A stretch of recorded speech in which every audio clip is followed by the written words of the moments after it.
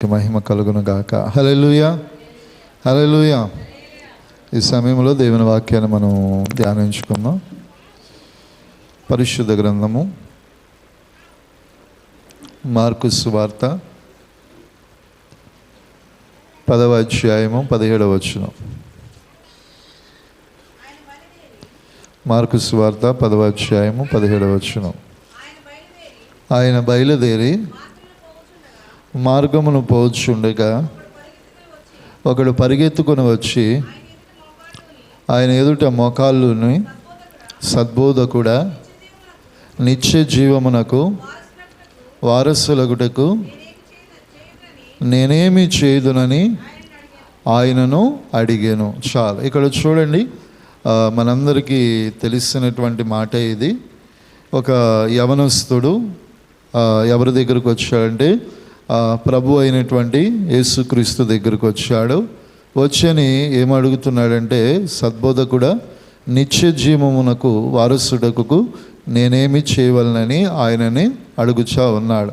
ఆ తర్వాత మనందరికీ తెలిసింది, దేవుడు నరహత్య చేయవద్దు, వ్యభిచరింపవద్దు, దొంగిలింపవద్దు, అబద్ధ సాక్ష్యము, మోసము, అలాగే దేవుని యొక్క ఆజ్ఞలన్నిటినీ కూడా అతనికి ఏం చేస్తా ఉన్నాడు, తెలియజేశాడు. తెలియజేసిన తర్వాత అతడు, బోధకుడా, ఇవన్నీ కూడా నేను నా బాల్యతనము నుంచి ఏం చేస్తూ అంటున్నాడు, నేను జరిగించుచు వచ్చుచున్నాను అన్నప్పుడు దేవుడు అంటున్నాడు, ఓకే, ఇవన్నీ కూడా చక్కగా జరిగిస్తున్నావు, అయితే నీకు ఒకటి కొదువుగా ఉన్నది అని చెప్పి దేవుడు ఏమంటాడంటే, నీవు వెళ్ళి నీకు కలిగిన ఆస్తి మొత్తమును ఏం చేయమన్నాడు, అమ్మి బేదలకు ఇచ్చి నన్ను వెంబడించమని ఎవరితో చెప్పాడు, ఆ వ్యక్తితో చెప్పాడు. ఆ వ్యక్తితో చెప్పినప్పుడు ఆ వ్యక్తి మొహం ఏం చేసుకున్నాడంట, చిన్నబుచ్చుకుని ఏం చేశాడంటే అక్కడి నుంచి వెళ్ళిపోయాడు. అతడికి కావలసింది ఏంటంటే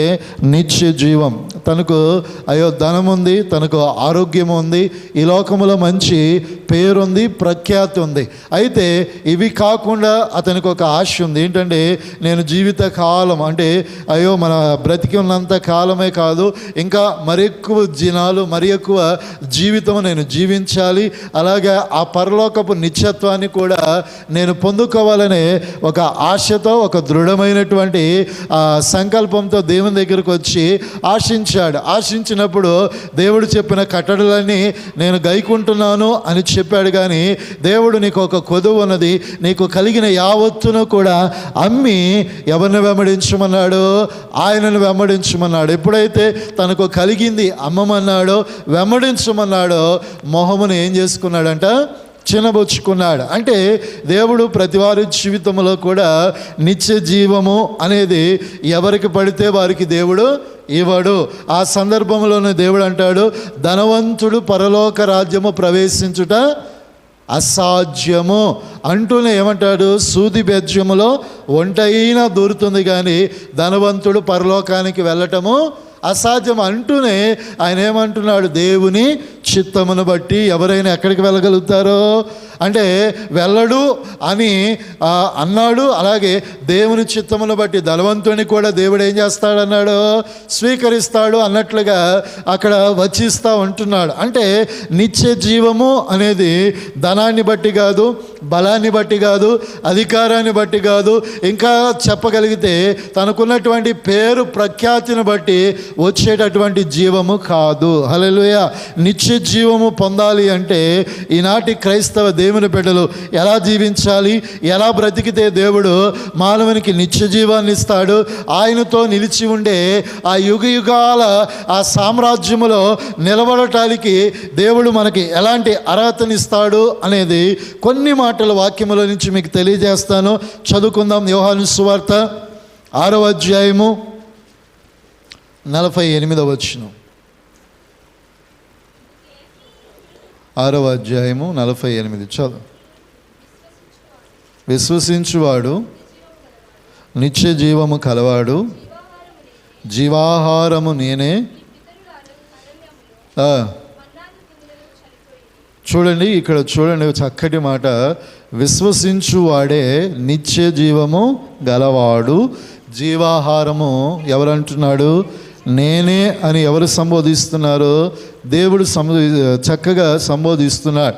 ఆయన యందు మనము విశ్వాసము కలిగిన వారమైతే మనకి ఏం కలుగుతుందంట? నిత్య జీవము కలుగుతుంది. హల్లెలూయా.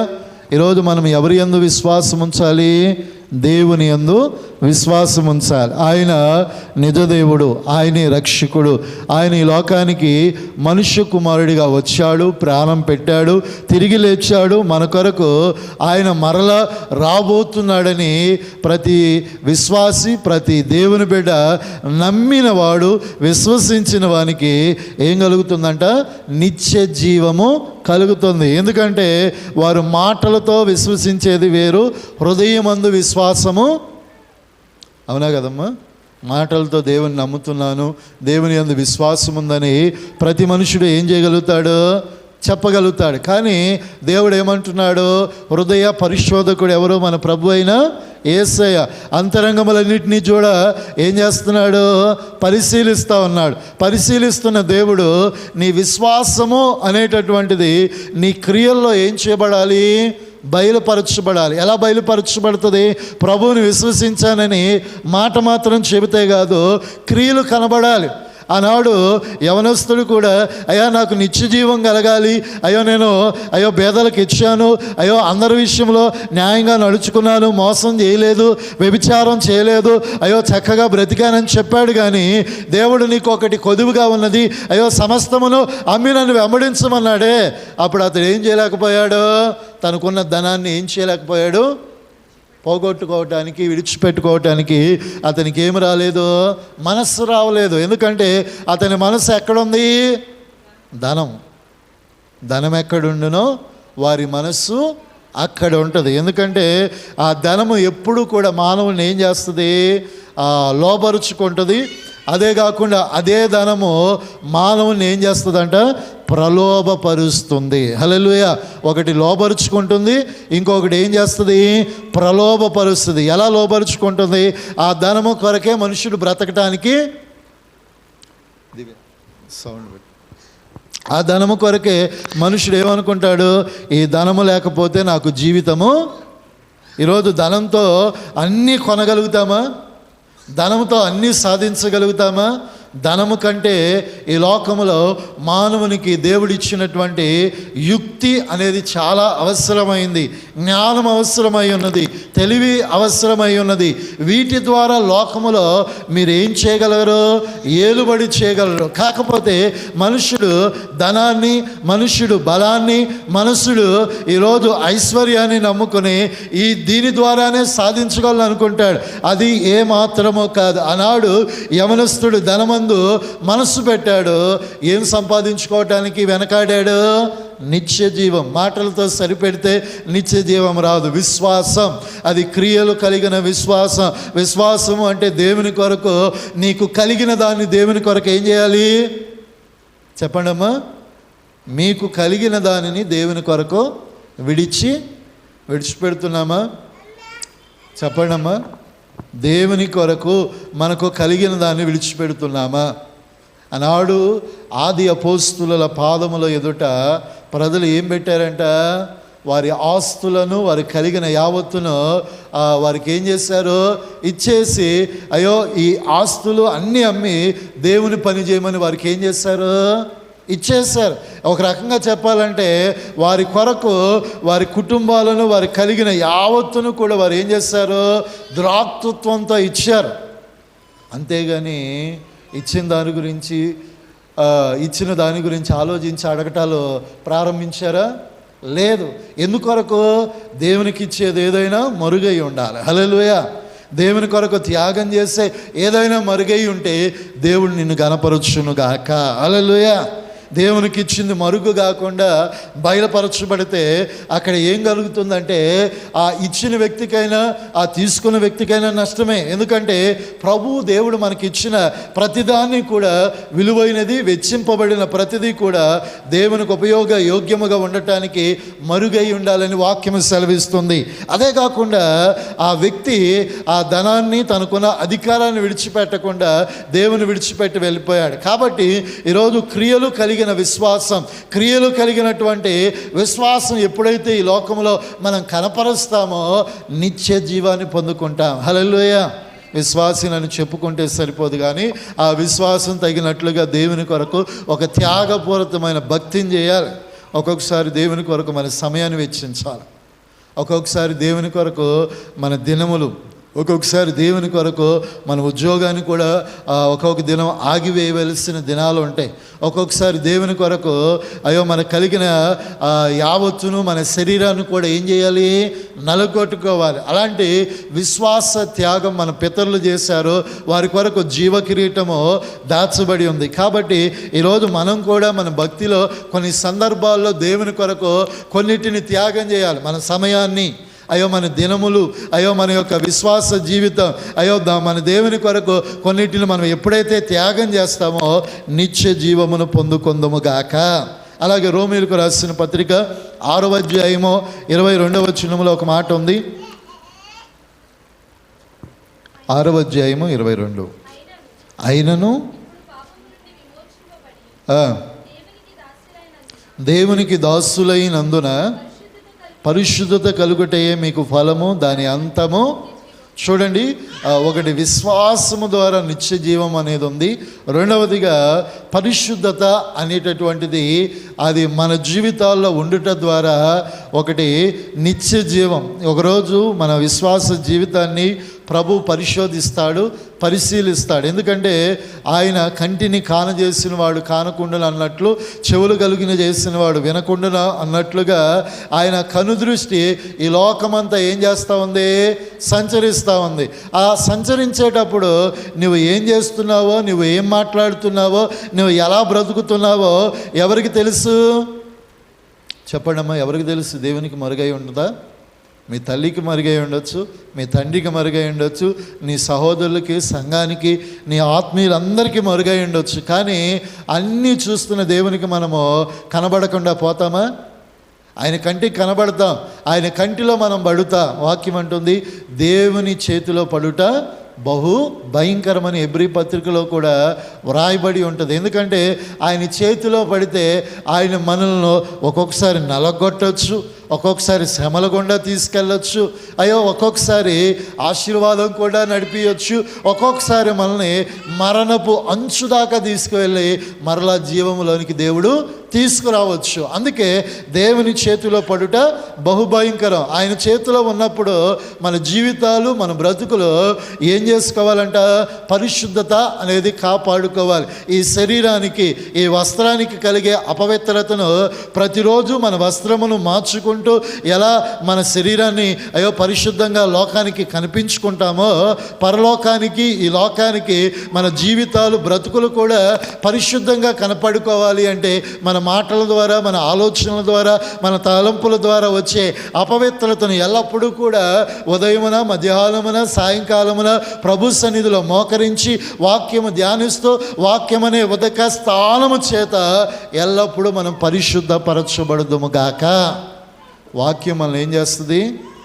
కాసేపు బయటికి తీసుకుని వాక్యం ద్వారా మనం ఎల్లప్పుడూ కూడా ఏం చేయబడతామో ఉదక స్థానం చేయబడాలి. ఎందుకంటే మానవుడు మాటల ద్వారా, ఆలోచనల ద్వారా ఏదో ఒక విధంగా అపవిత్రమైన మాటలు దొరులుతాయి, అవి పాపానికి ప్రేరేపితం అవుతాయి. కాబట్టి ఆ పాపపు ఆలోచనలు మనం ప్రభావితం చేసి దేవునికి విరోధంగా మన బ్రతుకులు వెళ్ళకుండానట్లుగా పరిశుద్ధత అనే ఘటాన్ని కాపాడుకోవటానికి ఎల్లప్పుడూ కూడా వాక్యాన్ని ధ్యానిస్తూ, ఎల్లప్పుడూ కూడా ప్రార్థన చేస్తూ పరిశుద్ధతలో మనం నిలుచుదుముగాక. అలాగే ఇంకొక మాటను చదువుకుందాం. మత్తయి సువార్త 25వ అధ్యాయము 46వ వచనం. 25వ అధ్యాయము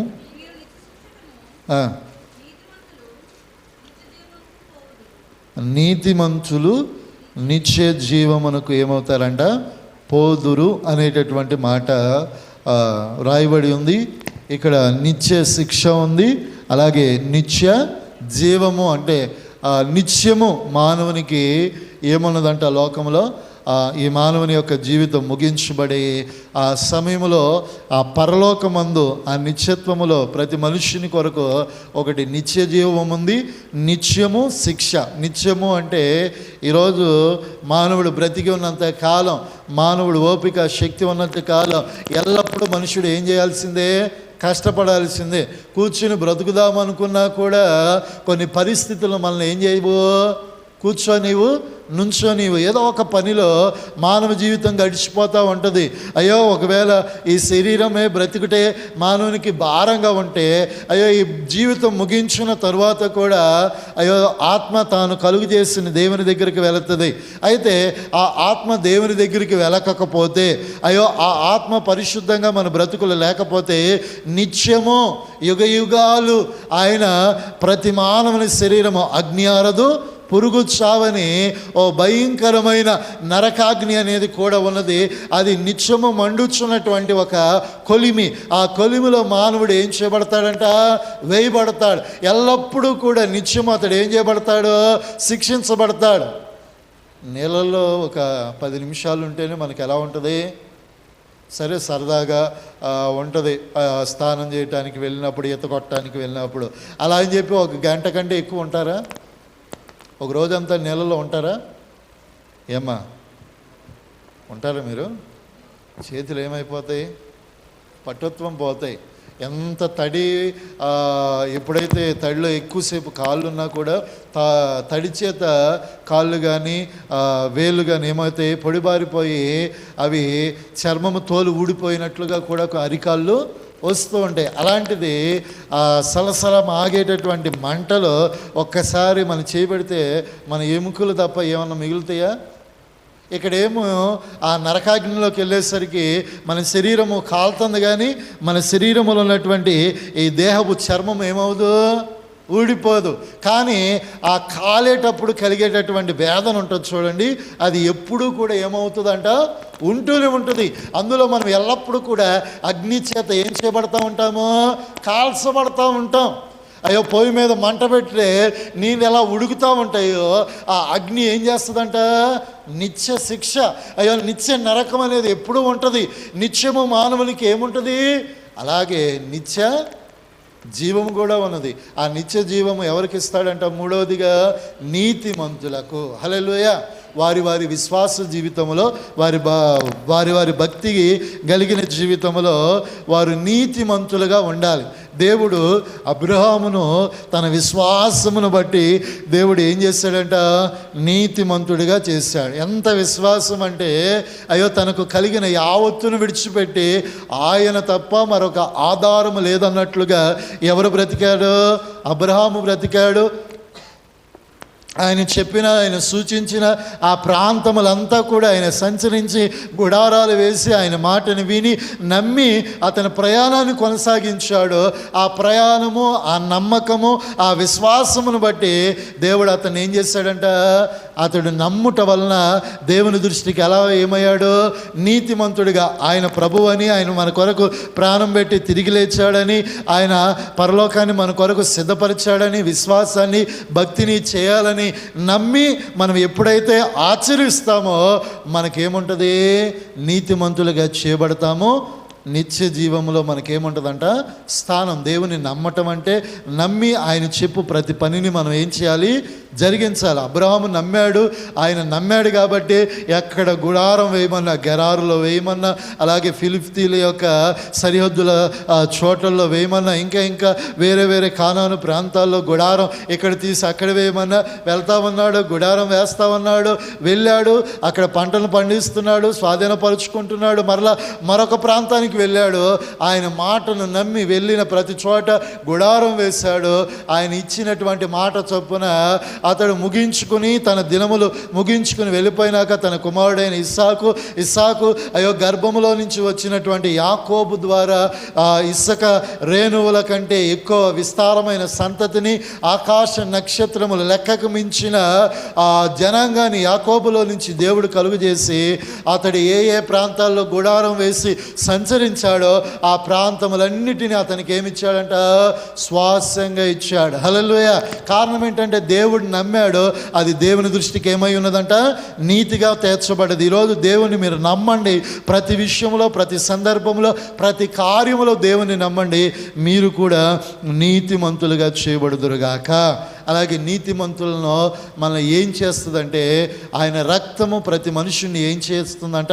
నీతిమంతులుగా చేస్తుంది. కాబట్టి ప్రతి నెల, ప్రతి మాసము మొదటి వారములో ఈ ప్రభు బలలో ఆయన రక్తములో పాలిభాగస్తులయ్యి మనలో ఉన్న అపరిశుద్ధతను పోగొట్టుకుంటూ నీతిమంతులుగా ఎల్లప్పుడూ మనం చేయబడుదుముగాక. హల్లెలూయా. అలాగే మొదటి తిమోతికి రాసిన పత్రిక 6వ అధ్యాయము 12వ వచనం. విశ్వాస సంబంధమైన మంచి పోరాడము నిత్య జీవము చేపట్టుము, దానిని పొందుటకు నీవు పిలువబడి అనేక సాక్షుల ఎదుట మంచి ఒప్పుకోలు ఒప్పుకొంటివి. హల్లెలూయా. ఒకటి ఏంటంటే, మనం విశ్వాసమును బట్టి, అలాగే పరిశుద్ధతను బట్టి, అలాగే ఇక్కడ నీతిమంతులుగా జీవించుటను బట్టి నిత్య జీవం వస్తుంది. ఇక్కడ 4వదిగా ఇక్కడ ఏమంటున్నాడంటే, మంచి పోరాటము పోరాడాలి. ఏమమ్మాలమ్మా? మంచి పోరాటం. మీ స్టడీస్ అయిపోయిన తర్వాత మీకు ఒక పోరాటం ఉంటుంది, ఉద్యోగం అనేటటువంటిది. హల్లెలూయా. యవనస్తులు ఉన్నారు కదా, వారి స్టడీస్ అయిపోయిన తర్వాత వారికి ఒక పోరాటం ఏంటి? ఇంతవరకు చదివినది మన జీవితాలకు ఉపయోగపడాలిగా. అవునా కదమ్మా? చదివి వెళ్ళి కూలి పని చేసుకుంటారా? చెప్పండి యవనస్తులు. చదివి వెళ్ళి మెకానిక్ షెడ్లో కూర్చుంటామా? మనం చదివిన చదువుకు తగిన జాబును చూసుకుంటారా? చూసుకోరా? మీ పోరాడారు ఇంతవరకు, ఇంచుమించు బాల్యం నుంచి ఒక యవన నడిప్రాయం వచ్చే వరకు మీరు చదివారు. ఈ చదువుకు అర్థం ఉండాలంటే దానికి తగినట్లుగా మీరు ఏం సంపాదించుకోవాలి? జాబ్ సంపాదించుకొని ఆ జాబులో ఒక మంచి పొజిషన్లోకి వస్తేనే మీ పోరాట ప్రతిమకు ఏముంటుంది? విలువ ఉంటుంది. ఒకవేళ మీరు స్టడీస్ కంప్లీట్ అయిపోయి ఆ స్టడీస్ తగిన జాబ్ సరిగా చేయక ఏదో ఇష్టానుసారంగా బ్రతికామనుకుంటే అది సరైనటువంటి పోరాటం అవుతుందా? కానే కాదు. ఆ పోరాటంలో ఒక్కొక్కసారి మనకు ఆప్షన్స్ దొరకపోవచ్చు, ఒక్కొక్కసారి మన స్టడీకి తగిన ఉద్యోగం రాకపోవచ్చు. అయినప్పటికీ కూడా విసుగు చెందొద్దు. నీ పోరాటాన్ని ఏం చేయకూడదు? ఆపకూడదు. అలాగే భక్తి అనేటటువంటిది కూడా ఎప్పుడైతే యేసు ప్రభుల వారిని నమ్ముకున్నావో ఆనాటి నుంచి ప్రభు నిన్ను నన్ను పిలిచే వరకు కూడా ఈ భక్తిలో మనం ఏం చేయకూడదు? విసుగు చెందొద్దు. హల్లెలూయా. ఏం చెందొద్దమ్మా? ఒక్కొక్కసారి అన్నీ మంచిగా ఉంటాయి, అన్నీ మనకు దగ్గరకు వచ్చేస్తాయి, అన్నీ మన జీవితాల్లో పొందుకుంటా. ఒక్కొక్కసారి ఎంత ప్రయత్నం చేసినా ఏది మనకు దక్కదు. ఏ ఉద్యోగము దొరకదు, ఏ వ్యాపారంలో ఆశీర్వాదం ఉండదు, ఏ చేతి పనిలో కూడా ఏముండదు? దీవెన ఉండదు. ఇంకా చెప్పాలంటే మన అనుకూలమైన వ్యక్తులే మన మీద ఏం మాట్లాడుతూ ఉంటారు? వీళ్ళ జీవితాలు ఇంతే, ఉద్యోగాలు ఉండవు, వ్యాపారాలు ఉండవు, సరైన పరిస్థితులు ఉండవు, వీళ్ళ బ్రతుకులు ఇంతే అని మనల్ని నిందించేవారు ఉంటారా? ఉండరా? అలాంటప్పుడు మన పోరాటం ప్రతిమ కనబడాలి. హల్లెలూయా. అప్పుడు మనకు రోషం వచ్చింది. ఎంత రోషం తెలుసా? దేవా నీవు ఉంటే నాకేంటి పరిస్థితి? ఇంతవరకు లేడా దేవుడు నీతో? అన్నీ బాగున్నప్పుడు దేవుడు ఉన్నాడు, కొన్ని కష్టాలు వచ్చినప్పుడు ఎవరు విడిచిపెట్టేశాడు అనుకుంటాము?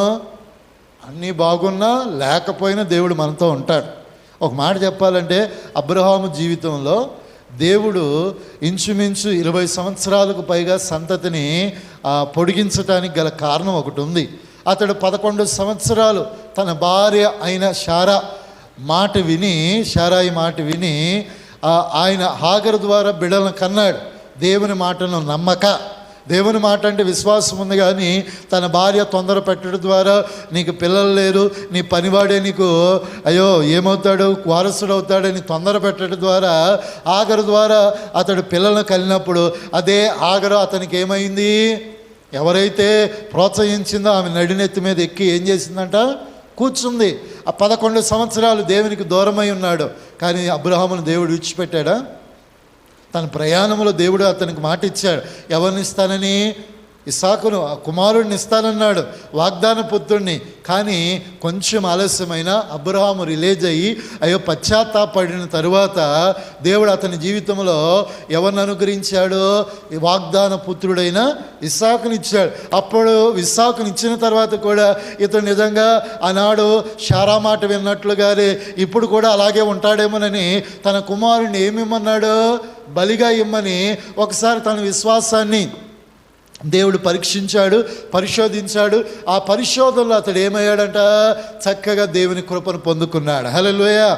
ఆ తరువాత దేవుడు ఇస్సాకుకు బదులుగా పొట్టేలను సిద్ధపరిచి బలిగా అర్పించిన తర్వాత ఆ గర్భములో నుంచి వచ్చిన యాకోబును దేవుడు ఏం చేశాడంటే బహుగా దీవించాడు. హల్లెలూయా. ఈరోజు మన జీవితాల్లో కూడా మంచి పోరాటం, మన భక్తిలో పోరాడాలి. మన తోటి స్నేహితులందరూ కూడా దేవుని ఎరగని వారే ఉంటారు. వారితో ఉన్నప్పుడు వారి మాటలు, వారి అలవాట్లు, వారి యొక్క పోకడ మనకు రాకూడదు. ఒకవేళ వారితో ఉన్నప్పుడు కొన్ని సందర్భాల్లో వారి వలె ప్రవర్తించాగానని వారి వలె మారితే మన జీవితాలకు అర్థము, మన పోరాటం విభిన్నం. దేవుని సన్నిధిలోకి వచ్చాక మన పోరాటం అనేది వేరు. ఈ వేరుబాటు జీవితం, లోకానితో వేరుబాటు, మనుషులతో వేరుబాటు, కాలంతో, ఈ లోక సంస్కృతితోనే వేరుబాటు కలిగి ఉన్నాం. దేవునితో అనుబంధం కలిగి ఉన్నప్పుడు మన భక్తిలో ఎల్లప్పుడూ కూడా మెలకువ కలిగి ప్రార్థనలో, విశ్వాసములో అయ్యో కడమటుకు ఆరోగ్యం ఉన్నప్పుడైనా, అయ్యో ఆరోగ్యం లేనప్పుడైనా, ఆర్థికం ఉన్నప్పుడైనా, ఆర్థికం లేనప్పుడైనా ఒకటే భక్తిని చేయుదుముగాక. అలా భక్తిలో మంచి పోరాటం చేస్తే మన కొరకు ఏ జీవం ఉందంట? నిత్య జీవము అనేది మన కొరకు ఉన్నది. హల్లెలూయా. అలాగే మార్కు సువార్త 10వ అధ్యాయము 17. మార్కు సువార్త 10:17. మార్గమును పోవచ్చు ఉండగా ఒకడు పరిగెత్తుకుని వచ్చి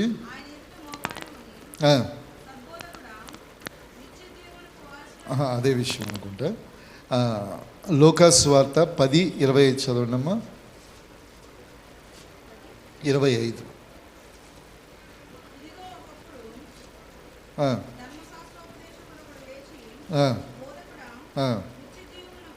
ఓకే అన్నీ ఎనుగుచ్చు రాయబడ్డాయి. అయితే ఇక్కడ నిత్య జీవము వారసుడగుటకు నేనేమి చేయవలనని ఆయనను శోధించుచు ఏం చేశాడంట? ఆయన చూడండి, ఆయన అడిగిన విధానమును గురించి ఇక్కడ వ్రాయబడుతుంది. ఆయనని ఏం చేశాడంటే శోధించుచు ఉన్నాడు. అలా శోధిస్తూ ఉన్నప్పుడు మార్కు 10:17లో దేవుడు ఏం చేశాడంటే అతని లోపాలను కూడా ఎత్తి చూపించి ఏమన్నాడంటే నీకు కలిగిన యావత్తును కూడా అమ్మమన్నాడు. ఆ యావత్తును కూడా ఆ దేవుని కొరకు వెచ్చించమన్నప్పుడు అతడు ఏం చేశాడు? ఆ విషయంలో అతడు తన యొక్క లోపాన్ని ఏం చేసుకోలేకపోయాడు? సరి చేసుకోలేకపోయాడు. అంటే దేవుడు మన జీవితాల్లో నిత్య జీవ ప్రవేశాన్ని ఇవ్వటానికి మన లోపాలన్నీ కూడా ఏం చేయబడాలి? సరిచేయబడాలి. ఆనాడు అతడు నిజంగా అతనికి ధనం ఉంది, ఆస్తి ఉంది, పేరు ప్రఖ్యాతి ఉంది, కానీ నిత్య జీవం కావాలని ఒక మంచి ఎక్స్పెక్టేషన్ ఉంది, కానీ దాన్ని పొందుకోవటానికి తగినటువంటి సరైనటువంటి అభిప్రాయం అతనిలో లేదు. ఏంటి అభిప్రాయము?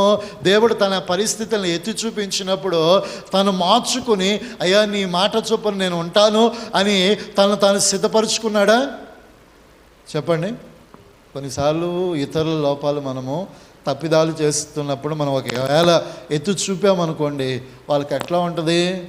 సర్రని కాలుతూ ఉంటుంది, నన్నెత్తుకు ఎక్కిపోయింది. వెంటనే మన మీద ఏమైపోతారు? పిచ్చి పట్టిన వ్యక్తులు ఎట్లా ఎదుటి వ్యక్తి మీద మాట్లాడతారో, ఎదుటి వ్యక్తి మీద దాడి చేస్తారో, లోపాలను ఎత్తి చూపంగానే అసలు ముందు వెనక ఆలోచిస్తారా? మాట్లాడేస్తారు. కోపం వస్తే చెయ్యి కూడా ఏం చేస్తారు? చేసుకునే పరిస్థితి ఉంటుంది. హల్లెలూయా.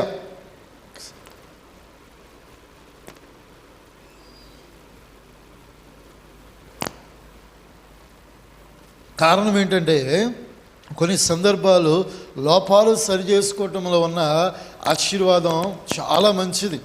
ఎందుకంటే మన లోపాలు ఎప్పుడైతే సరి చేయబడతాయో, మనం ఎప్పుడైతే బాగు చేయబడతామో, మనం ఎప్పుడైతే ఆ దేవుని చేత మనం సరి చేయబడతామో మన బ్రతుకులు కూడా సరిదిద్దబడతాయి. హల్లెలూయా.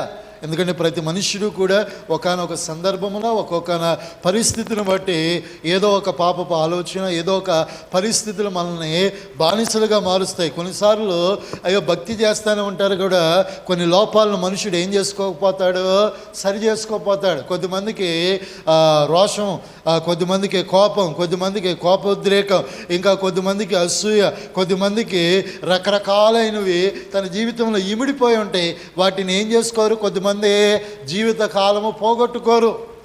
దానిని బట్టి అది దేవుని దృష్టిలో ఒక లోపంలాగా ఉంటుంది. ఆ లోపాలు ఎప్పుడైతే సరి చేసుకుంటామో ఆ పరిపూర్ణమైన సియోనులో మనము స్థానమును సంపాదించుకుందాముగాక.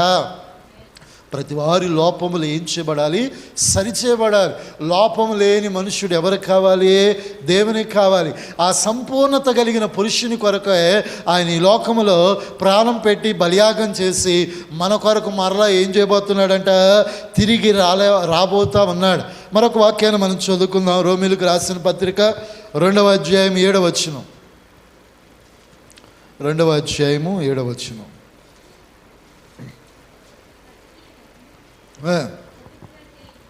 ఓపికగా చేయిచు మహిమను ఘనతను అక్షయతను వెతుకువారికి నిత్య జీవమును ఇచ్చును. చూడండి, సత్క్రియలు అనగా మంచి క్రియలు అంటే మంచి పనులు చేయువారికి, అనగా ఈ లోకంలో